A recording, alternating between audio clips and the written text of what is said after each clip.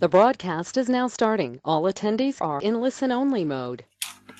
Well, good evening, ladies and gentlemen. Thank you for being with me today. Lovely to have your company, as always. And let's see, how are we going? How's the volume, folks? If someone would type in the question box. Here we are. There's Norbert on the ball straight away. And Terry. We've got Terry with us tonight. That's a great bonus, great honour. Norbert, lovely to hear from you, mate. Thank you. You can hear me over there. Well, honestly, so much to talk about. I'm sure you're all falling over yourselves laughing about the nice profits you've made in the last few days. There's a little bit of volatility's come back into the market, which is terrific. And let's see what we're going to find today. Well, welcome, Albert, of course, tutorial guy. Harold, Mr. Goldbug from Redding, California. Grand to have you with us, Harold. You'll be laughing. You'll remember sometime a couple of months ago, we actually talked about gold having broken out of its inverse correlation with the US dollar index and being set for better things. And look at it now, boy, it's roaring. Absolutely exciting for all gold bugs, and of course great fun for traders as well. Janet from Canada is with us. I hope you're feeling well. Hope that ankle's good, Janet. Jay, Mike the Murph is with us. Good to have you. Tutorial guys, Norbert too. Peter Mac, good to have you. Rob from New Zealand, Rob H, the big Rob. I haven't heard from you for a while, mate. Good to have you with us. And Scott's here with us. Sue from Cairns, good to have you, Sue. Hope your trading is still as great as it has been. Okay, well, we're going to talk about some interesting things today, including the perceptions of the world. Yesterday, maybe the day before, I got onto Fox News. I don't usually watch it, but as those of you who follow media would know, Fox News, Fox and Sky News, the big cable broadcaster, are owned by the Murdoch group of companies. So we get Sky's version of the news, but we also get Fox and CNN down here in the great southern state. And I was amazed. I've noticed this before, but it seems to come home more strongly this week that every time I get onto Fox News, you think there's a war going on somewhere, an internal war, a civil war in America. People are so upset about everything, and it seems to be that this growth of professional offence takers is amazing. I guess most of you, my clients, of course, live in the States or Canada. I've been remiss. I haven't welcomed our Australian and New Zealand clients as well, which I certainly do. But most of my clients live in the States, so you'll be used to this probably. I mean, you see this stuff every day, but I don't know how they keep up the vitriol and the angst. It's quite extraordinary. Probably more extraordinary to me, being an Australian, because we have a very different view of politicians. In this country, we have compulsory voting. You have to vote, and the penalties are quite severe, and they chase you pretty seriously if you don't vote when you're supposed to vote, whenever there's an election, or there seem to be an awful lot of them. We have layers and layers of government, with local government elections which are not compulsory. State government elections are, and so are federal government elections. But the reason we have compulsory elections is that studies have shown if we didn't have compulsory elections, about 11% of the population would be bothered voting. So from that, you can get the message that Australians are deeply cynical about politicians, largely disengaged. It's got to be a front page story, and they've got to be hit over the head with a sledgehammer to get the message. But unless it's a short and sharp issue that they'll take a position on, the average Australian's not engaged in politics. We don't care about it. We don't have any regard for our politicians. We generally regard them as scroungers who are living too well off the public purse. and we don't have very high expectations at all. And that has been proved to be correct. That's reinforced on a pretty regular basis. As opposed to that, Americans have a much more respectful view of their politicians. But we can see what's happening with that. And this issue of the enemy within, I mean, who is this enemy? Who is this enemy that there's so much angst over? And everywhere you look on the political scene, which is just an obvious showcase for the various levels of emotions that are going on inside the body politic, we've got rows, arguments, disappointments, and I just want to bring you up to date on some of them, a few of which here are really history, because these issues are never resolved until one or other of the proponents leaves the arena. But remember when Trump was first elected, Paul Ryan was the leader of the House. The Republicans had control of the House and the Senate and the presidency. That was that window of chance to get things done. And they didn't get the things done that they wanted to do. Paul Ryan, who was against Trump, he, in fact, during the election campaign, said that he was not going to endorse him. He was disgusted with him. This was those women remark, anti-women remarks or sexual remarks. Janet says soap opera. Yeah, exactly. Watching the United States political activity from Canada, Trump's main pushes in for his election campaigning were build the wall, and that the Republicans had been for years and years arguing and fighting and praying to get rid of Obamacare. So what actually happened? Well, while they had control of the House, Paul Ryan didn't push any legislation for border funding. He managed to convince Trump to leave it till the next term. He said, we'll fix this the next term. What happens then? They promptly, Ryan retires and they lose control of the House. So that's their problem. You've got the Republicans long held a wish to repeal Obamacare, and they got within one vote of it. And what happened? It was scuttled by who? The late John McCain, of all people, a stalwart Republican, a Times nominee for the presidency as a Republican, and he cast a deciding vote in the Senate against revoking Obamacare. So on a political scene, who are these enemies? Well, the enemies within. The enemies, your own people, often the members of your own party. And if you think that's particular just to Trump, that he excites that sort of antagonism, think again. If you look at what's happening in the UK, Theresa May accepted the position as UK Prime Minister after David Cameron had to resign after losing the Brexit referendum. And she took up that position. She was a remainder. She's, I don't know, she's just a grey lady. She was Home Secretary under Cameron and pretty much useless. Can't sort of really think of anything she did. But she got elected by the Conservative Party as their leader, really to stop Boris Johnson, who was the main proponent of Brexit. That's Britain exiting the European Union community. So her mission was to fulfill Brexit. And here we are now 3 years later. She hasn't. All she managed to do was produce a terribly weak document that had been wholly dictated by the European Union bureaucrats. She never once threatened them with a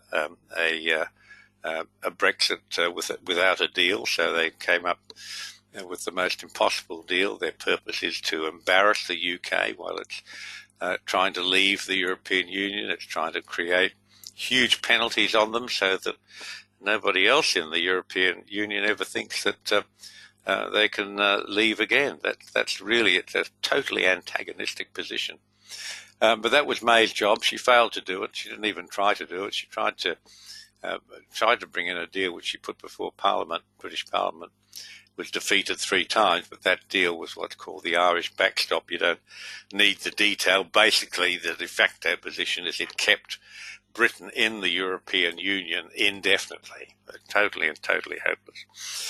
Eventually, she had to resign, and Boris Johnson, who you should read about, he might be a man of destiny, we hope, he got the position as Prime Minister. And, of course, all of Theresa May's supporters are now his antagonists, and they're members of the same party, and they're campaigning openly to defeat Johnson and to not allow a no-deal Brexit. In other words, to lock Johnson in to the same position that Theresa May had, which was just a dreadful, dreadful agreement that essentially perpetuated Britain's involvement as a member or quasi-member of the European Union. So, I mean, with friends like that, who needs enemies?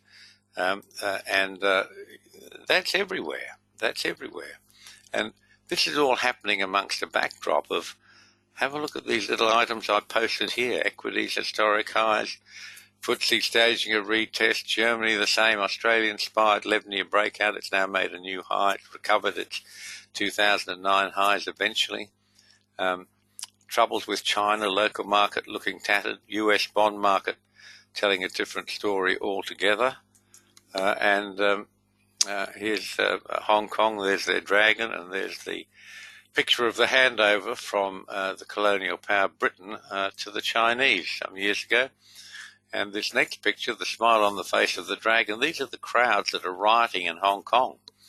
And these last 3 slides, they're not new. I was showing you this stuff in June and July. I've just carried them forward to show that, this level of tension we were seeing then is going on and on and on. In fact, latest reports have Chinese troops massing at the borders of China and Hong Kong. Of course, Hong Kong's a part of China now, but it has this dual parliamentary system of what do they call it? One country, 2 laws. It was a British colony and got all the rights and perks of British law, including the British rule of law, which is total anathema to the Chinese communist legal system. This is the last picture of something else that came out of June. We're talking about Iran and the Straits of Hormuz. This is where all the oil comes through. 42% of the world's oil comes through this pretty narrow channel here, which is controlled by Iran along one side. And, of course, since then, an American drone has been shot down. Foreign flag vessels have had limpet mines attached to them, allegedly by the Iranians. A cargo ship, an Iranian cargo ship, was arrested by the British. It was stormed by British Marines and seized near Gibraltar, the Straits of Gibraltar leading into the Mediterranean from the Atlantic. And the British ostensibly had done that in pursuance of United Nations sanctions against Iran. Their oil, UN has sanctions, as does the US. Has sanctions to stop Iran exporting their oil. So a huge bulk oil carrier with Iranian crude was arrested by the British near Gibraltar, and it was allegedly carrying millions of dollars of crude oil to Syria, which was against the sanctions. So what happened then? Well, Iran went and arrested, in fact stole, if you like, take any words you want, a British tanker coming out of the Far East through the Straits of Dubai, right up close against Iran. They went and essentially arrested that, and they maintain, not unreasonably, this was tit for tat. You arrested one of our oil tankers, we've arrested one of yours. It's a British-flagged vessel, and they've seized it full of oil, and it's sitting at anchor near the Al Quad base in the Straits of Hormuz. So since then, Britain's had to send a couple of warships over there to escort its flagged vessels through the Straits of Hormuz against fear that more of them might be seized. So, this situation's pretty dramatic. Today's headlines about Trump's going to slap another 10% of tariffs on Chinese imports, and this China's 9-dash line, which I've shown you often. Never lose sight of that. That's going to be the next storm in a teacup, or maybe something more serious. The next drama is going to be over the US efforts at free navigation in that area, the China Sea, that China claims was part of a settlement after World War II.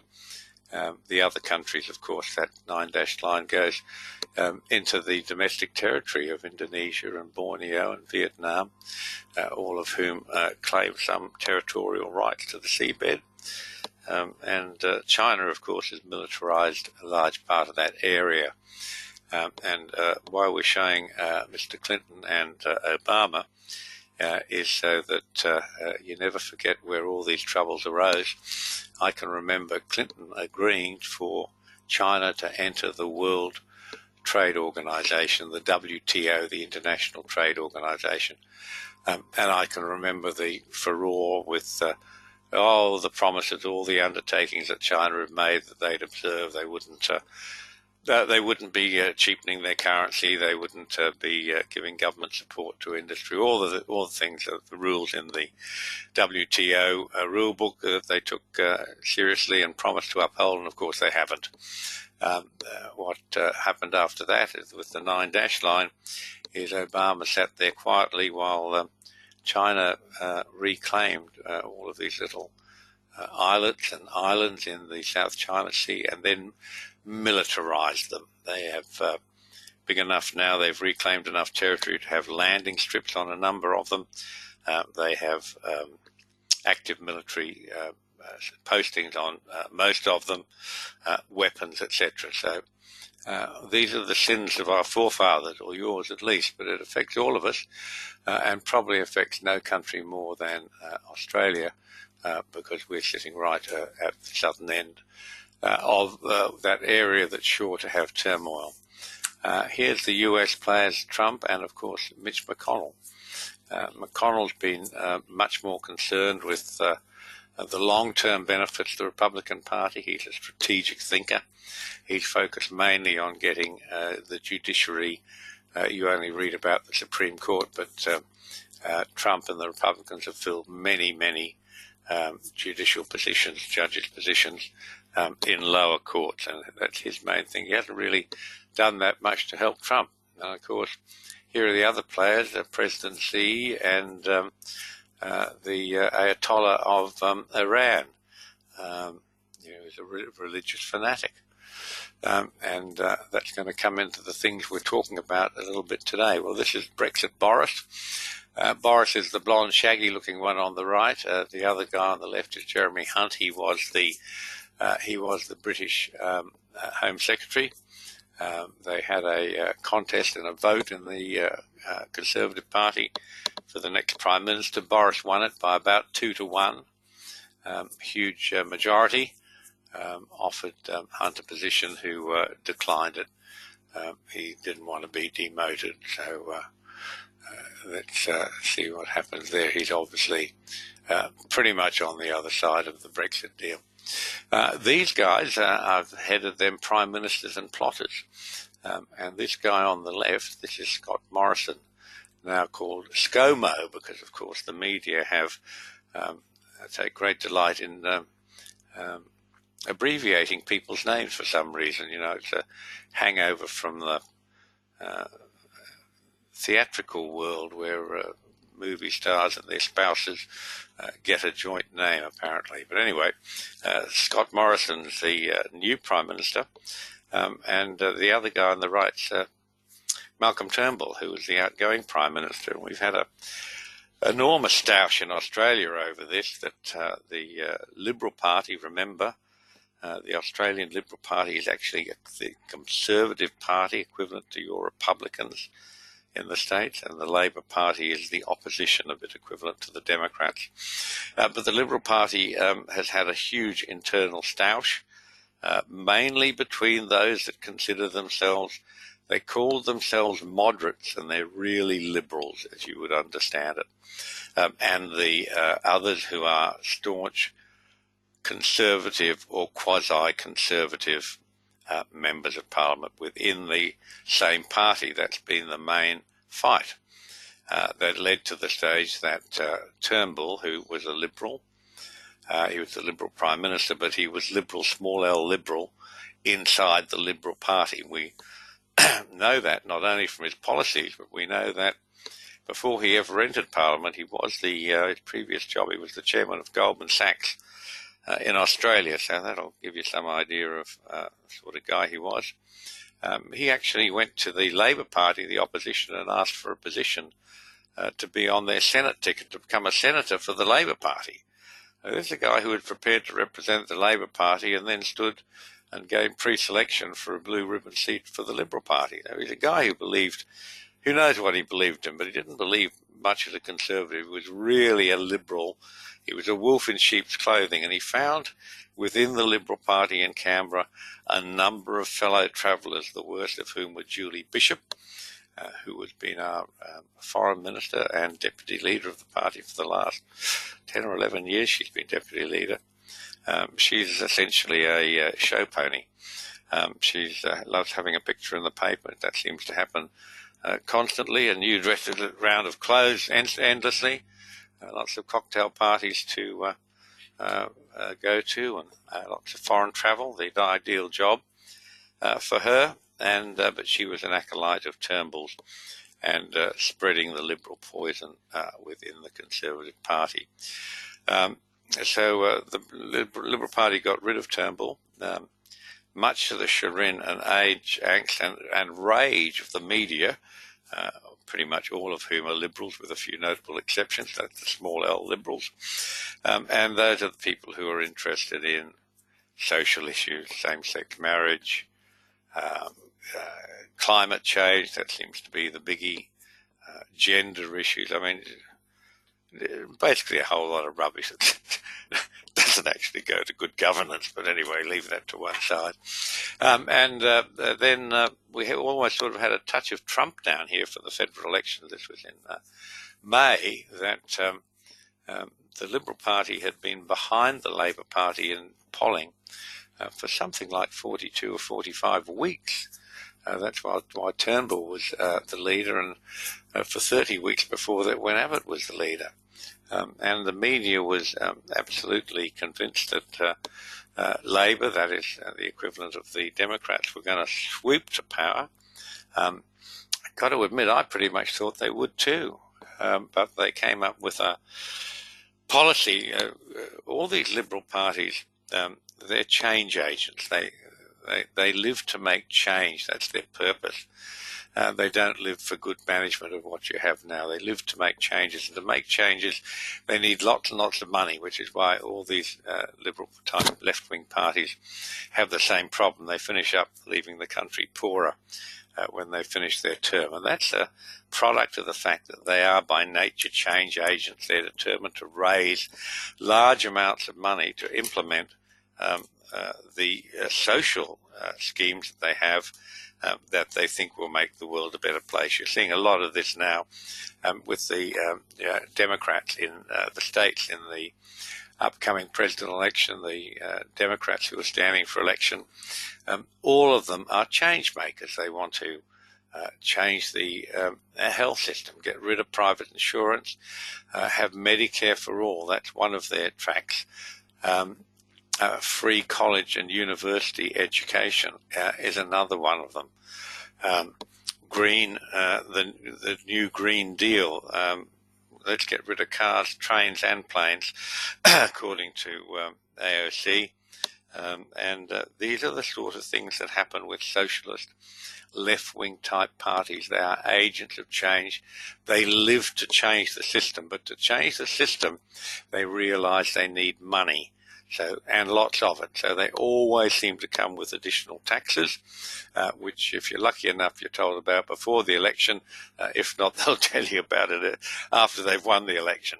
In this case, the Australian Labor Party, Socialist Party, went to the Australian federal election with promise of at least 2 major tax hikes. And for once, and huge climate change proposals, including banning the development of coal mines, very sensitive issue in the state of Queensland in particular, where they have high unemployment in far north Queensland, a bit equivalent to the deep south of America. And the people got people who'd like to have jobs, and the Labor Party saying we're not going to approve this massive Adani coal mine. And I don't think it even gets to the stage of people being concerned about. Most people can't afford to have an opinion about climate change because they're too busy trying to make sure they have a job. And that was certainly the case in Queensland. They're concerned about jobs, able to put bread on the table, keep the roof over their head, look after their family. Very basic issues, and hard to overcome them by sending up the carpetbaggers from the south, our south, your equivalent of the US North, to tell the people of that state that they were ignorant and backward thinking, and that whatever could be done to stop the coal mines being developed was going to be done. Well, that went over like a lead balloon. So that's been a huge event still echoing on. Perfidious Albion, it's an unusual expression, isn't it? It's common on the continent. It's a pejorative phrase used within content of international relations, particularly against the British. That was coined to describe the British body politic, perfidious Albion, in the firm belief that whatever deal they set out to do, they'll scupper it before they're asked to bring it to fruition. But lots of those POMs, Australians call the British POMs, lots of those POMs, ex-POMs, finished up in Australia and brought their perfidity with them. Turnbull, our not too long lost and certainly not loved ex-PM, he campaigned against his own party when he lost his position as Prime Minister. He didn't go gracefully. He went with lots of ill will, bad manners, and he actively campaigned against his own party, mainly through using one of his adult sons to fund and spruik for the opposition to win the seat that he'd vacated. A dreadful piece of behaviour to turn on the party that has given you the premier seat in New South Wales, one of the probably 2 or 3 premier safe Liberal Party seats in Australia, to turn on that party. But, I mean, he's an ex-Goldman Sachs guy. What can you expect? It's all for them and them alone. If they don't get the way they want, well, that's too bad. And he had a number of his cohorts, the worst of whom was this dreadful woman, Julie Bishop, who was the ex-foreign minister and deputy leader. And on election night, she actually went on a channel that's notorious for being anti-government, opposed to the Liberal government, and had a picture of a large red stiletto. Apparently they're her trademarks, very expensive red stiletto shoes. She had a hologram of this on this anti-government show. The idea was that everyone was convinced, including all of these people from the so-called moderate, or I would call them socialist wing of the Liberal Party, they'd all resigned. Julie Bishop, Christopher Pyne, and their fellow travellers, they'd resigned in the firm belief that the government was going to get defeated.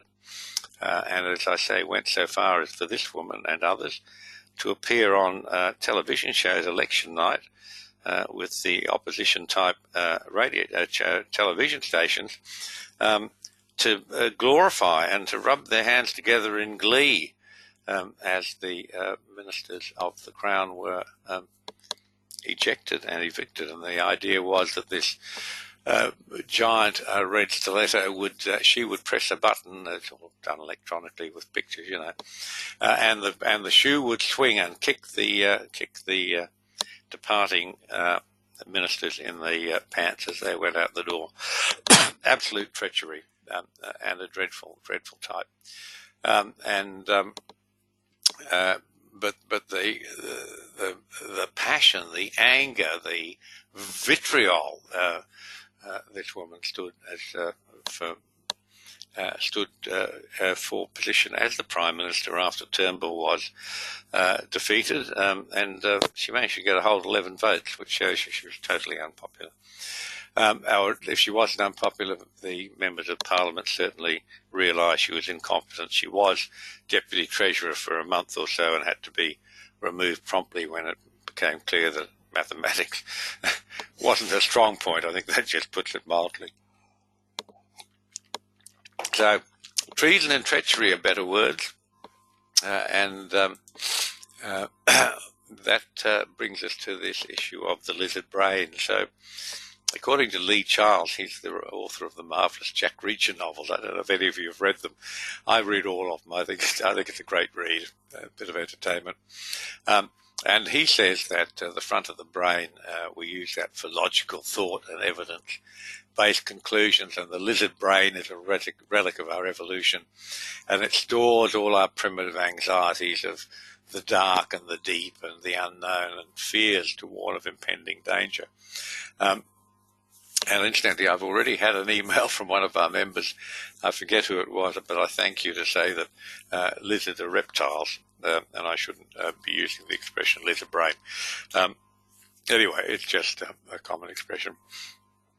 And, I've been warning you for at least the past 2 months that major indices have a failure pattern emerging on the angular charts. You remember that, those who are with us and follow what we're doing.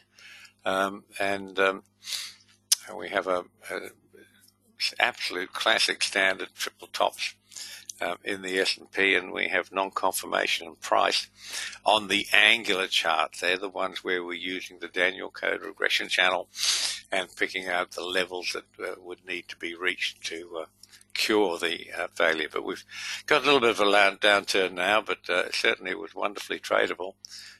We were short NASDAQ, S&P, of course, and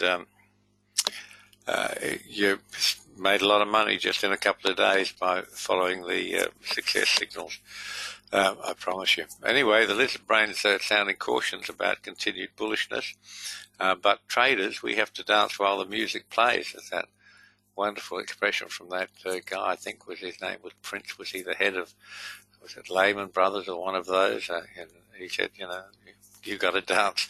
Traders have got to dance while the music plays, and indeed you do. But you need to have that lizard brain yelling at you, this may not last, guys. Anyway, let's see what else is there with the lizard brain. So our modern world has just changed so much.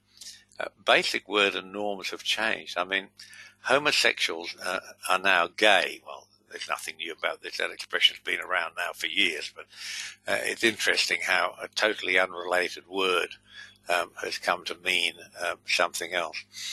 Prince Philip, I love this. Those of you who don't know who he is, he's the very long-suffering and wonderfully upstanding gentleman who's the wife of the Queen, who's the husband, I should say, of the Queen, Queen Elizabeth in England, and Prince Philip, the Duke of Edinburgh, a wonderful man, very outspoken.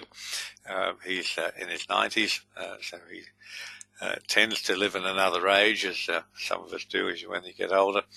And he's alleged to have told his grandson, Prince Harry, one steps out with actresses, one does not marry them, in reference to Harry marrying Meghan Markle, who was a American soapy star, previously married. Anyway, all of that's good fun. Harry didn't pay any attention to him.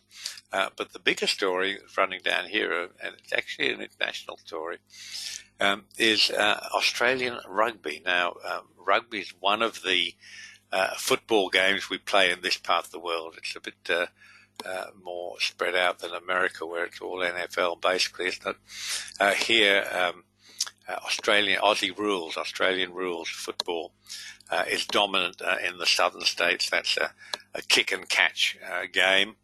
The alternate rugby game called rugby league has too few men on the park. It was a split when rugby league went professional. The coal miners basically wanted to go professional, which they did, and rugby union stayed as the gentleman's game for many years after that, although of course it too became professional in time. And we have a large following in this country where we have a big European migrant population. We have a strong following of soccer because mum doesn't want little Johnny to play rugby because it's too rough, and that's a pretty prevalent view. It's a bit like NFL football without helmets and without padding. And anyway, the story is about a gentleman called Israel Folau, who's a Tongan gentleman. He's Australian, but he's of Tongan heritage. And Izzy Folau, as he's called, is Australia's premier rugby player. He's had an interesting history. He's played a bit of league. He's had a bit of Aussie rules. He's a very tall guy, and he's from Aussie rules. He's terrific jumping in the air, catching that high ball that others can't reach. He's in fact Australia's. I think he's one off the all-time record try scorer, and he's on a $4 million contract with Australian rugby. Now, put that in context. We don't have the mega millions, because we don't have the audiences, I guess, that star sportsmen in Australia, in the States, I should say, can attract, and in Canada, some of them as well. But here he would be probably one of the highest paid sportsmen in Australia. And ARU, the Australian Rugby Union, it's sponsored by Qantas. And Qantas, Qantas, stands for Queensland and Northern Territory Air Services, which is where it was first incorporated, where it came from, far north Queensland. But it's a huge international airline, and it's the main sponsor and the big sponsor of the Australian Rugby Union. And now what's happened here is the Catholic Church has got involved, and it has led to a most interesting story. These are the players. Izzy Folau, that's him on the left. He's a big, tall guy with his right arm heavily tattooed. Some on his left as well. That's a Tongan traditional tattoo, I'm told. And the squirmy-looking character on the right-hand side, sitting in an airline seat, is Alan Joyce, who's the CEO of Qantas. And Mr. Joyce is keen on using the corporate clout, the corporate funds, to promote social causes. And the biggest one he's promoted, of course, was the referendum. Oh, it wasn't a referendum, it was a pseudo-referendum to allow gay marriage in Australia. And Mr. Joyce is a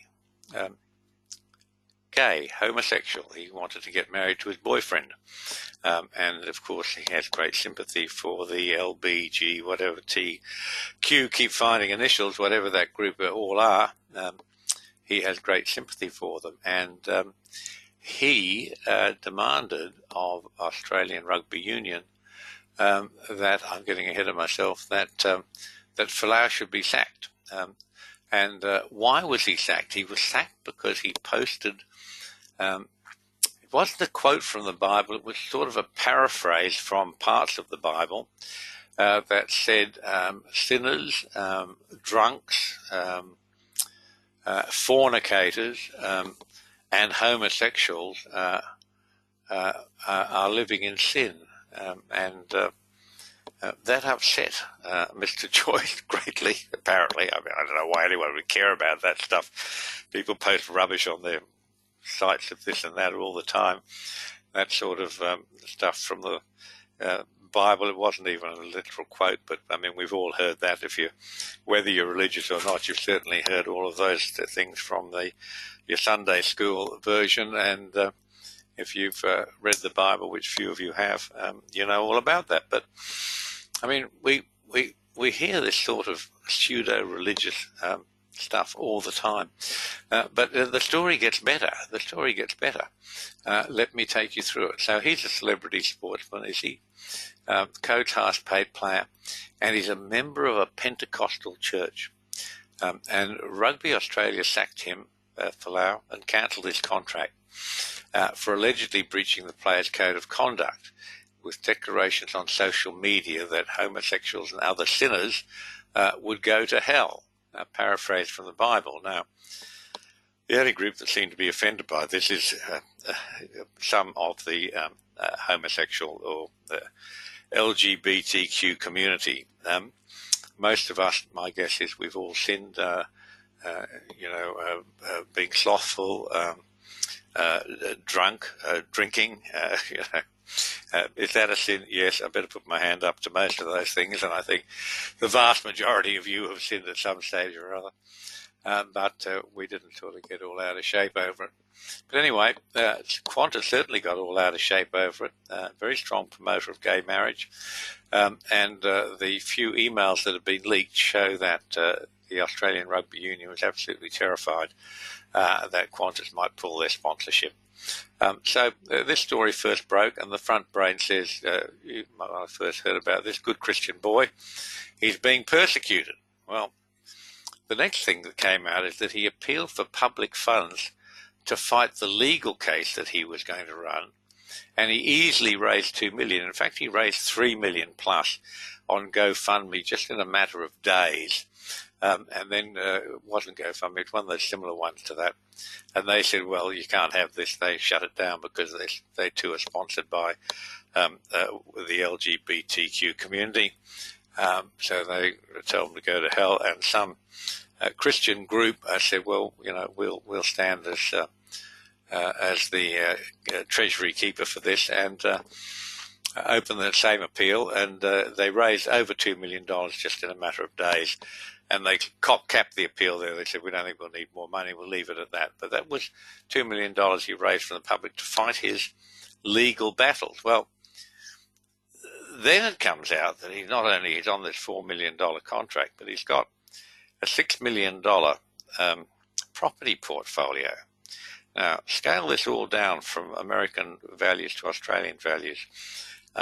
We don't have anything like the private wealth that you see in America and in parts of Asia. A $6 million property portfolio is a very, very substantial asset. And this is a guy who lives in a very expensive big house and bought a multi-million-dollar house for his father and drives around in a yellow Lamborghini. Well, good on him. He's earned the money. If the rugby union was silly enough to pay him those sorts of money, I won't say he earned it, because I doubt if he's that good a rugby player myself, but who am I to comment? But nonetheless, that was the start of the lizard brain. I'd gone from understand this is a Christian guy being persecuted, isn't this dreadful? And the lizard brain started to say, this is all a bit fishy. It's a guy with tons of money if he's got a brand new Lamborghini to drive around in and a $6 million property portfolio.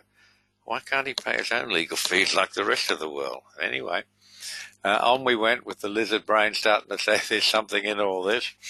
And the media loved that story. It gets up in arms about free speech.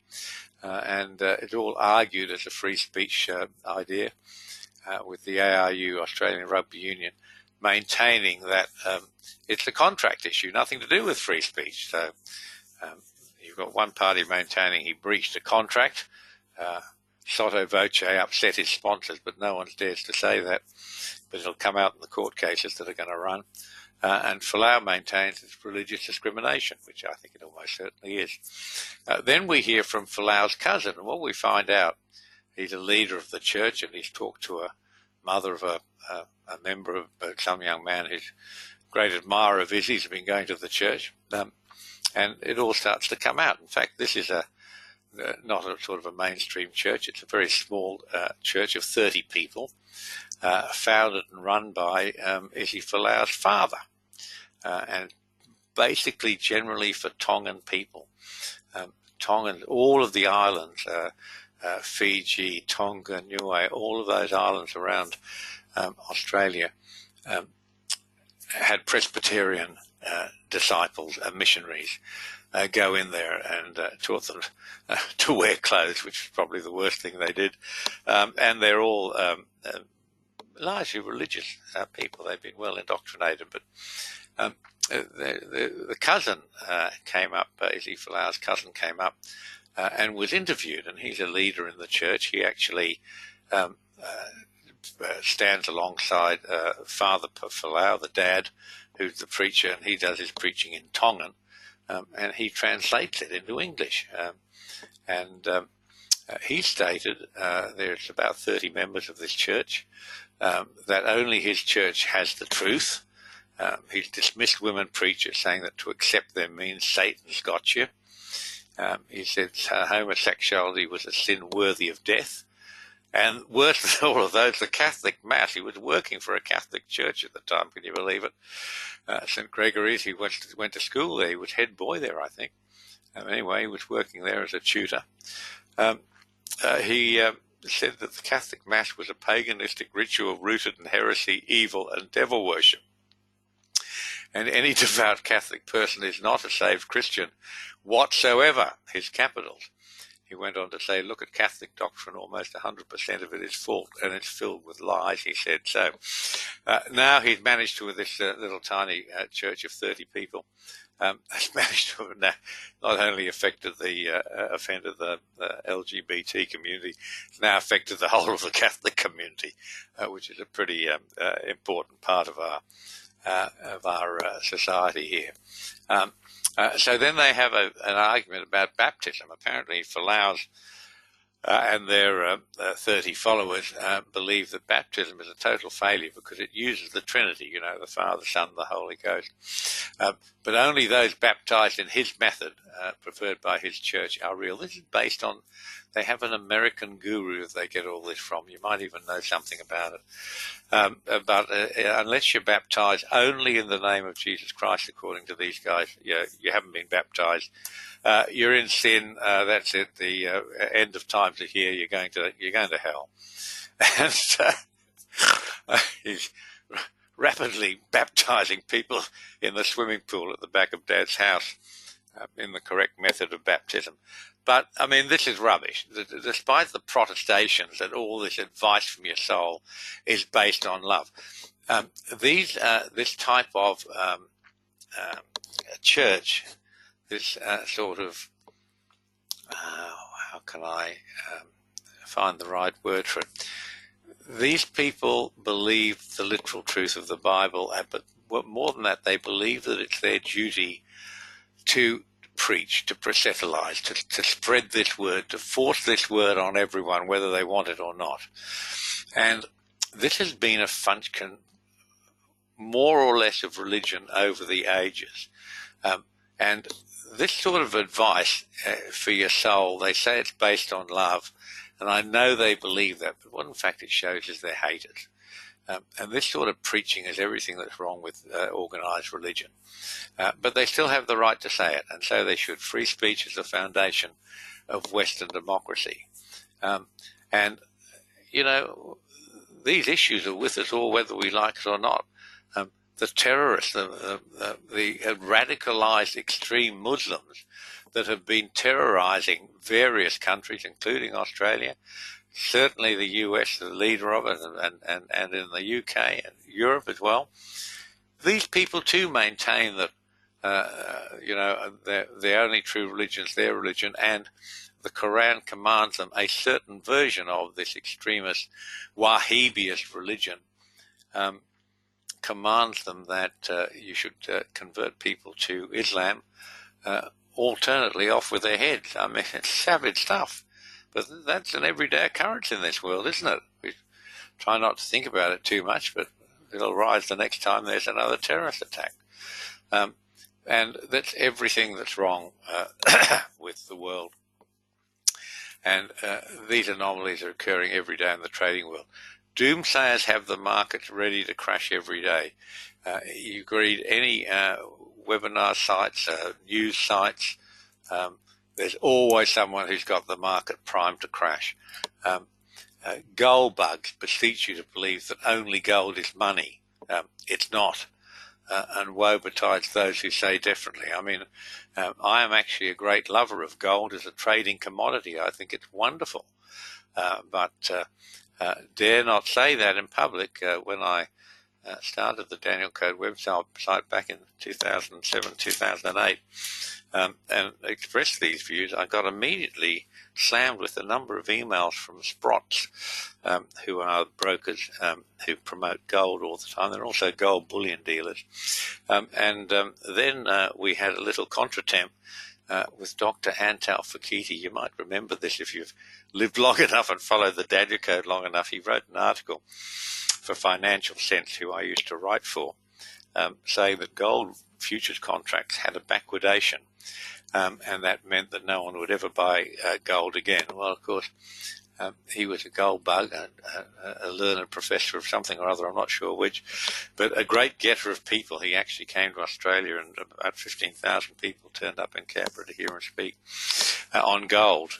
But obviously he knew nothing about futures, because backwardation doesn't mean that at all. All backwardation means is that the next contract, the far contract, is at a lesser dollar value than the front month or the near contract. And the normal position of futures markets is that the next month or the far month is usually worth something more than the front month, the present month. And that's because of the cost of holding the commodity. There's an interest component and a storage component involved. And the normal situation where the next month or the far month is at higher value than the front month, that's called a contango. It's a great word to learn, especially at cocktail parties. If you whisper in the ear of that sweet young thing in the little mini cocktail dress that you are thinking seriously about a contango, and you think it's going to be a very profitable contango, you'll find it's very exciting to people who don't know anything about trading. But it also follows that Antal Fakir, for all his qualifications, didn't know anything about trading, because backwardation doesn't mean that at all. And I waited for weeks and weeks for Financial Sense to rebuff this nonsense, and they didn't. And eventually they said, well, go ahead, you do it. So I wrote an article explaining that backwardation didn't mean no one was ever going to buy gold again. It simply tells you that the future demand is less than the present demand. But be careful, because they'll hate you for saying it, and I know that. I can vouch for it. I showed you this chart back in June, and look what's happened now.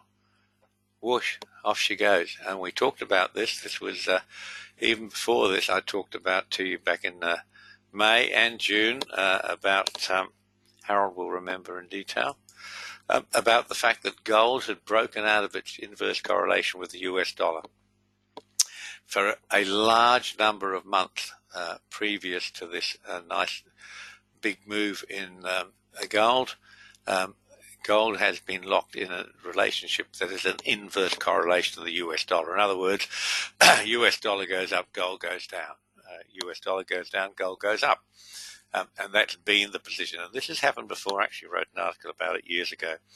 When it breaks out of that inverse correlation, it always, on historical terms, has favored a breakout and an improvement in value of gold. Now, this one's really weird, because we've had a terrific improvement in the US dollar as well. So we've got dollar strength and gold strength. That inverse correlation's broken up, I should say, and it's not happening.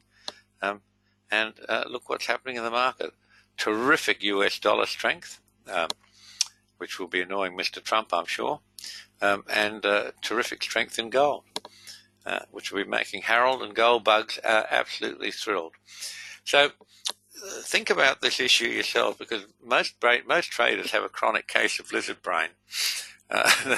They think they know what the markets will do, and they want to act accordingly. That means they miss trades because the lizard brain's telling them to be fearful. They can't hold positions overnight because they fear being stopped out. Worst of all, they refuse to have their stops in the market in the belief that those stops, if placed, will be targeted. And that's the greatest sin, because, you know, if you wait until the market started to rush to put your stops on, all electronic market orders are queued in the order in which they're placed. So you'll be well down the list, and you'll get a lot of slippage. But the way to deal with that is simply take the advice. Larry Williams once said to me, and to other people, this was at a tutorial he was running at Bull Run down in a beautiful Southern California. And he said, stop worrying that markets are aiming to hit your stops. That's ridiculous. They're all aiming to hit my stops. In other words, the price of freedom is not only eternal vigilance, but in trading, the price of freedom is eternal paranoia. So I do advise you folks, be skeptical. That's always my advice on these matters. But the real message is that that lizard brain will keep raising its head. Leave your orders on overnight. Oh, are they going to get me? Is the market going to reverse? Read some news. I mean, read Zero Hedge. You can get two different versions in the same day. The first part says, oh, the market's open strongly. They're roaring. Isn't that exciting? Keep reading. A few hours later, it's all reversed. So it's a bit like the weather in New Zealand. You can, if you don't like the weather now, wait 10 minutes. You'll get something else. But in a more serious vein, the problem of the lizard brain in traders, the only way you'll ever overcome it is to find a system. Find a system, test it yourself, prove for yourself its efficacy, prove for yourself that it's suitable for what you want, and stick to the system. If you don't stick to the system, I promise you've got no hope. You'll forever be buffeted by the winds of outrageous fortune. This chart, I hope it's changed now. Just let me check that you can see it. Yeah, it's changed. This is the S&P. Have a look at what the range was for yesterday's bar. $3,200 one bar. So be aware what's happening when markets, a little bit of volatility comes into them. We're getting these, excuse me, quite extraordinarily big bars. And these bars are way, way outside your risk parameters. And what you should do, go to Trade Navigator. Those of you that have it, I'll see if I can bring it up. Here's Trade Navigator. Go to this icon here, which has a little plus on it. Click on that. It says Add a Study or Indicator. Click on that. Go to Indicators. And find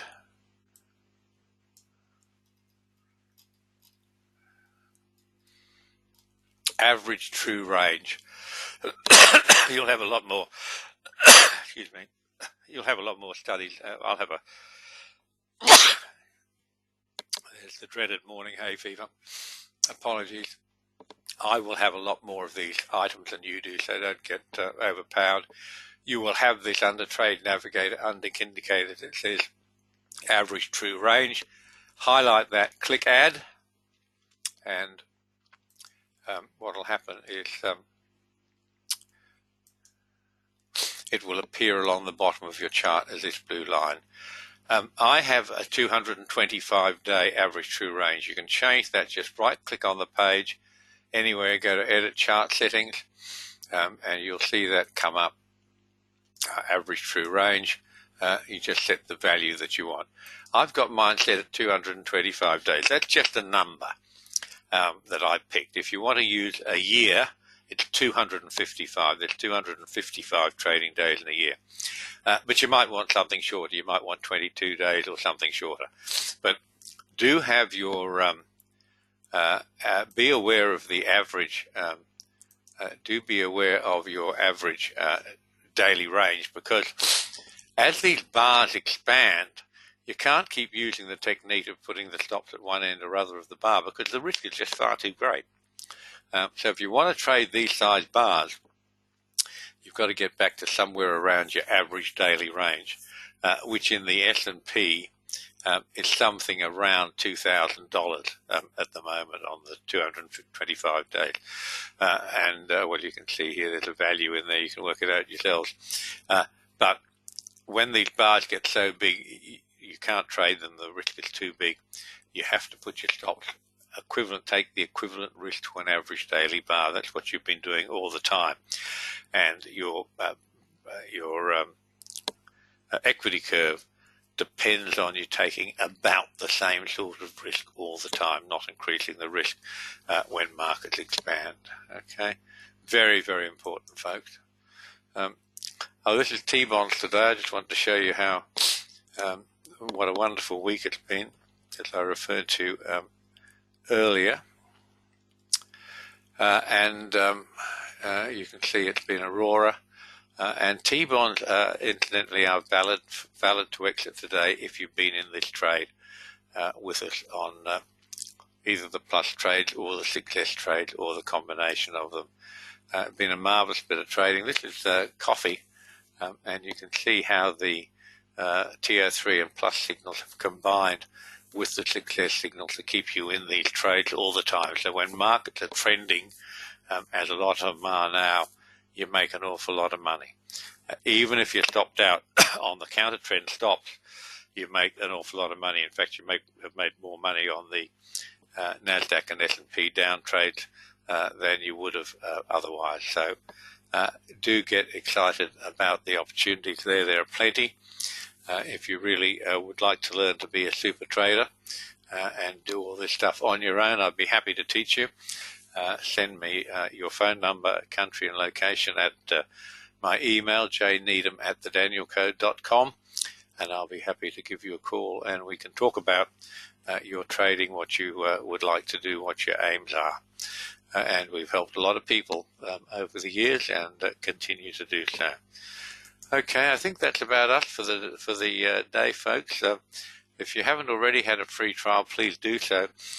One note about success: we were publishing figures from a third-party program that was supposed to be programmed to mimic the success signals. It got to the stage that I'm not convinced that it was accurately doing that, so we've stopped publishing them. And we'll go back to what's always worked for us. The simplest way for any of this is have a free trial, contact Terry. If you haven't already had a free trial of success and everything else at the website, you can. But do take a free trial and see if it suits you, see if it's what you're looking for in your trading and if it's compatible with your trading style. That way you make the decision, which is always the best way. This is the compliance that I like to show you, folks. Trading is risky. If you haven't already got the message, you should get it now. It's very easy to lose your money. And I suggest you don't trade real money until you're absolutely confident that you know how to trade and you have your risk management down under control. I hope that all works for you. Thank you for being with me today. I will look forward with interest to seeing some of you at our next session, which will probably be in 2 weeks' time, but maybe sooner. Adrian, thank you. I'm glad you enjoyed it. Good to have you here, my friend. Hope life's wonderful and happy down in Adelaide. What else have we got here? Rob, good to have had you with us. Thank you. Enjoy your weekend, folks. It's good on you, Murph. It's Friday 11:30 a.m. here, so coming up for the weekend. Do enjoy your Friday trading and the weekend. Good, Rob. Take care, my friend. Bye-bye.